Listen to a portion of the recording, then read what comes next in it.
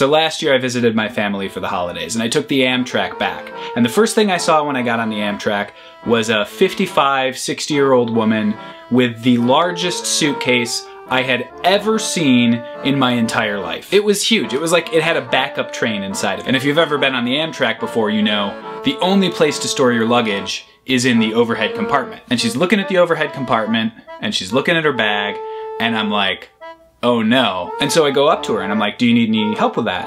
And she kind of like goes, I think she was trying to be polite. She was like, oh, don't worry about it. No, thank you. And she proceeds to try to just clean and jerk this thing. And at first I was like, oh, I guess I'm wrong. She's very powerful. And she gets it about an inch off the ground before she looks at me and goes, oh, which is cartoon for I cannot lift this. So I grab onto the bag and I instantly realize three things. First, this bag is so heavy. It is 10,000 pounds minimum. I don't know how she got it on the train, let alone got it off the ground at all. She was trying to deadlift the Death Star. The second thing I realize is I have no grip on this bag whatsoever. It's smooth black plastic and my hands are just slipping. They're getting sweaty instantly and she's holding on to both of the handles, so there's no way for me to grab on. Also, why is there always one handle on top of the bag and one handle on the side of the bag?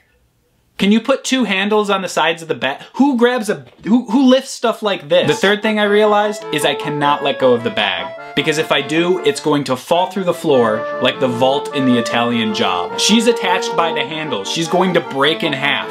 Her spine will snap like a wishbone, and I'll be left with 60% of a middle-aged woman and her portable black hole. Meanwhile, by the way, she's not helping. She's on the other side with no strategy, just pushing. And so the bag is hitting me in the face repeatedly. And I'm saying, please stop, please stop. Please let go of the bag. If you let go of the bag, please let go of the bag.